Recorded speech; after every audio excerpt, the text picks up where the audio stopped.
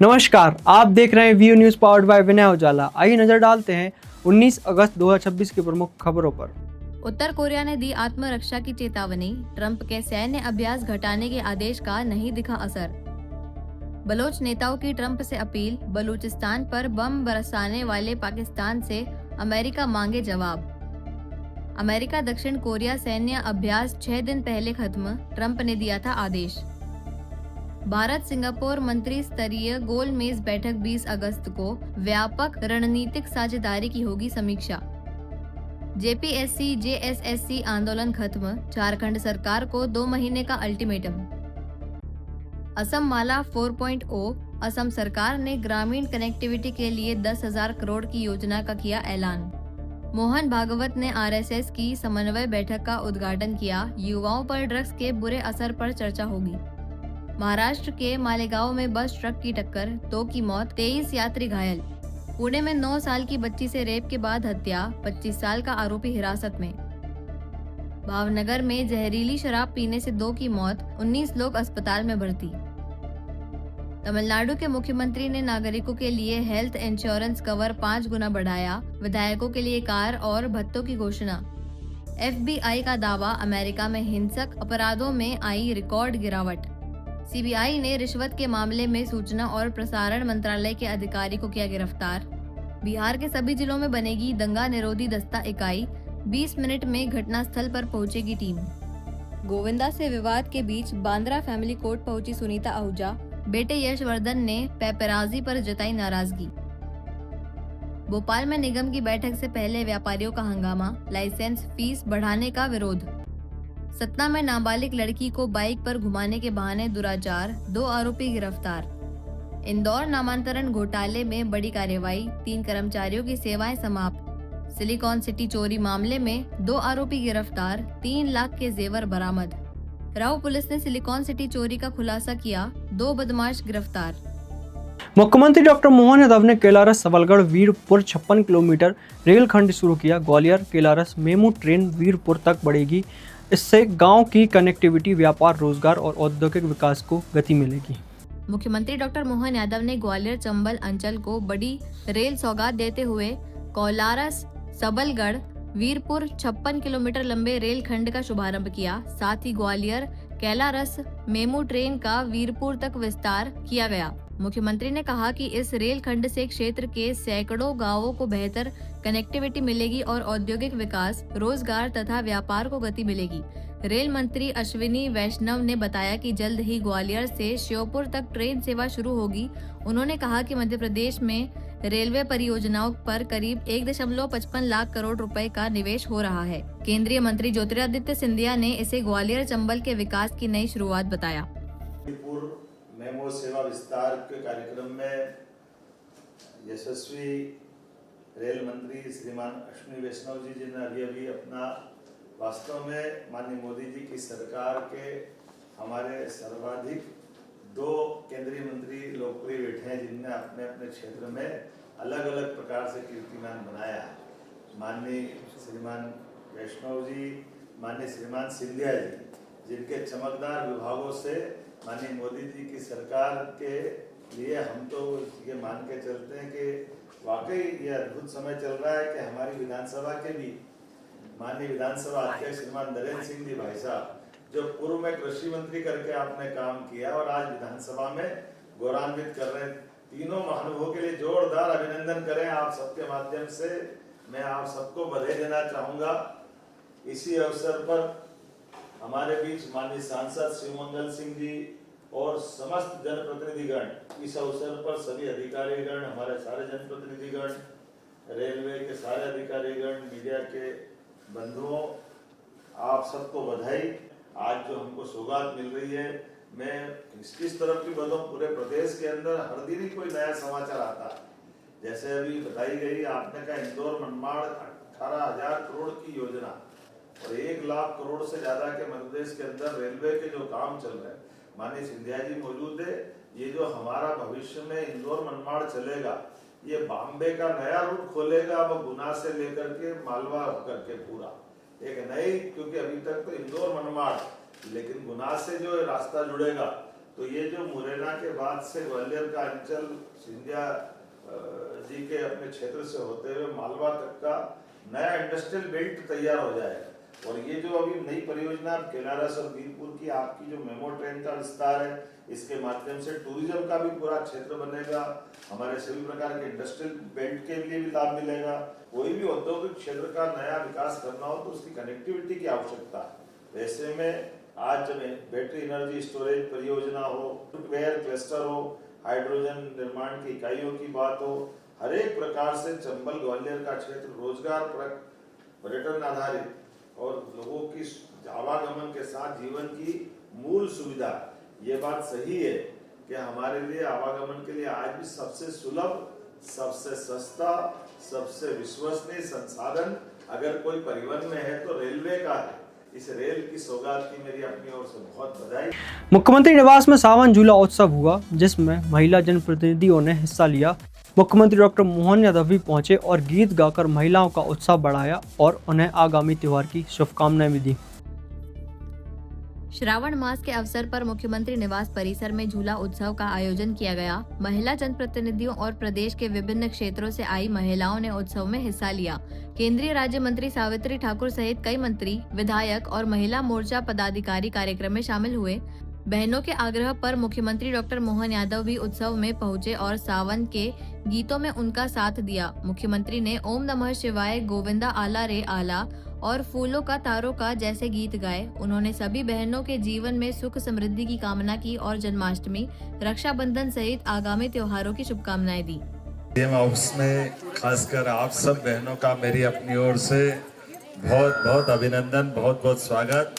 आज मैं भाग्यशाली हूँ, प्रदेश की हमारी अलग अलग अंचल की सारी बहनों के साथ ये सावन का महीना और रक्षाबंधन आने वाला है। ऐसे में बहनों को झूले पे देख करके इनकी प्रसन्नता से हमारी अपनी सबके जीवन के लिए एक अद्भुत समय आया। क्या गोपाल कृष्ण दिख रहे हैं, वाह! राधा कृष्ण, गोपाल कृष्ण, परमात्मा की दया से हम सबके जीवन में सुख, आनंद, वैभव की वर्षा हो, सबका आशीर्वाद भाइयों को मिले, हम सब मिलकर के सबके साथ जन कल्याण के कामों को यशस्वी प्रधानमंत्री के नेतृत्व में लगातार मनाते रहे। पुनः बहनों का अभिनंदन और आपका आशीर्वाद हमको मिले, पुनः आपका अभिनंदन। ओम नमः शिवाय। तीन शब्द में दृष्टि सारी, सृष्टि सारी समाई। ओम नमः शिवाय, ओम नमः शिवाय। वाई माखन के चोरों की सेना, वाई माखन के चोरों की सेना, जरा बच के संभल के जी रहना, जरा बच के संभल के जी रहना। गोविंदा आला रे आला, जरा मटकी संभाल ब्रजवाला। भोपाल में नगर निगम बैठक से पहले व्यापारियों ने प्रदर्शन किया। उन्होंने कमर्शियल लाइसेंस फीस और आवासीय क्षेत्रों में व्यवसायिक गतिविधियों पर कार्रवाई का विरोध करते हुए शुल्क खत्म करने की मांग कही।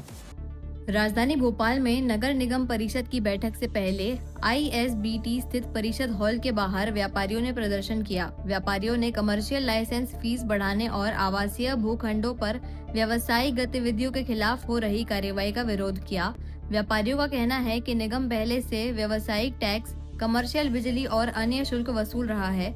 इसके बावजूद अतिरिक्त लाइसेंस फीस लगाई जा रही है। उनका आरोप है कि पूरे मध्य प्रदेश में यह शुल्क नहीं लिया जाता, केवल भोपाल में इसकी वसूली हो रही है। व्यापारियों ने कमर्शियल लाइसेंस फीस खत्म करने और सुप्रीम कोर्ट में उनका पक्ष मजबूती से रखने की मांग की। देखिए, कमर्शियल लाइसेंस शुल्क जो है वो किसी भी कीमत पे भोपाल से समाप्त होना चाहिए। ये पिछले 4 साल से 3 साल से व्यापारी वर्ग मांग करता आ रहा है और निश्चित रूप से ये जो है ऐसा शुल्क है जो व्यापारियों पर ज़बरदस्ती लादा गया है, जिसका कि कोई औचित्य नहीं है और हमेशा ये प्रॉपर्टी टैक्स में जुड़ के आता है ये शुल्क। और ये हमेशा मांग रही है पिछले 3 सालों से कि ये शुल्क यहाँ से हटना चाहिए। जब पूरे मध्य प्रदेश में कहीं भी लागू नहीं है तो भोपाल में क्यों लागू है? जी,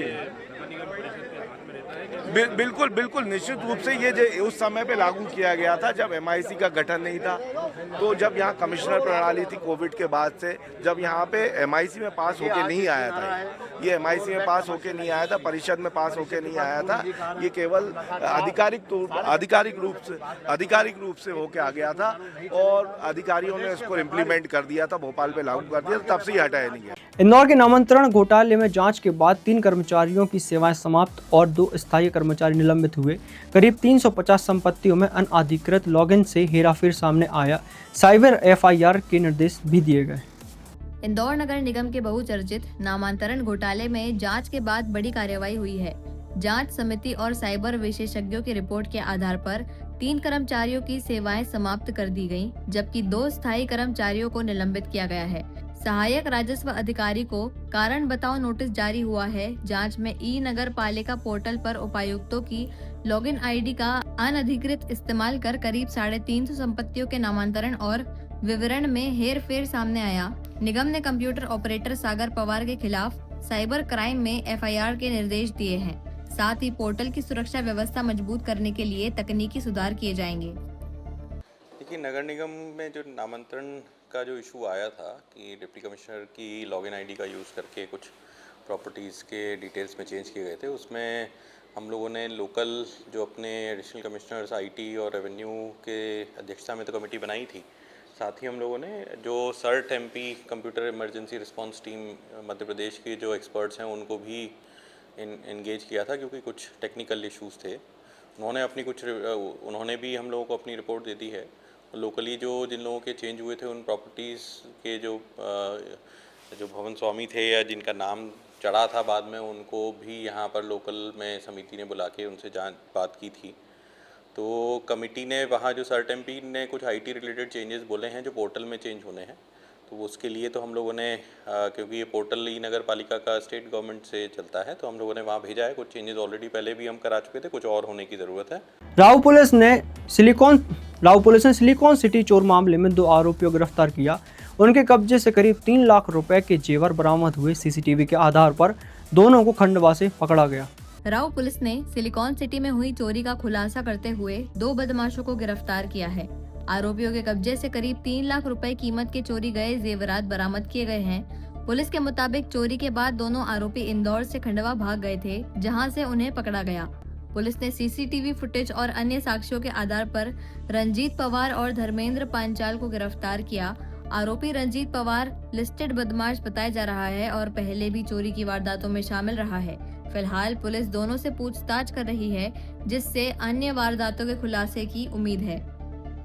ये बीते सप्ताह जो है एक नकबजनी की घटना थाना राव में सिलिकॉन सिटी में हुई थी, जिसमें पुलिस ने लगातार पतासाजी पे एक नकबजनी को खुलासा करने में सफलता हासिल की है, जिसमें कुल 3,20,000 का मशरूका जो जेवर था उसको बरामद किया गया है। इसमें 2 आरोपी थे, जिसमें एक पुराना लिस्टेड गुंडा था रंजीत पवार, जो बीच में सुधर गया था लेकिन फिर से संगत खराब होने के कारण पुनः चोरी में लिप्त हुआ। उसके साथ में एक धर्मेंद्र पांचाल, ये भी राव का ही रहने वाला है। ये दोनों ने मिलकर घटना को वारदात को अंजाम दिया था, जिसमें पुलिस ने CCTV कैमरे और ये जितने भी निगरानी बदमाश हैं उनकी जो चेकिंग होती है उसके आधार पे जो है इनको दस्तयाबी करने में, पकड़ने में जो है सफलता हासिल करी है। और कुल मशरूका जैसे मैंने बताया 3,20,000 का है, इनसे बरामद किया गया, जो ये लेके खंडवा चले गए थे। वहाँ खंडवा में बुजुर्ग गांव है जो थाना मूंदी में आता है, वहाँ से इनको दस्तयाब किया गया। हम फिर लौटेंगे दिन भर की ताज़ा और अहम खबरों के साथ। तब तक के लिए देखते रहिए Veer news powered by Vinay Ujala.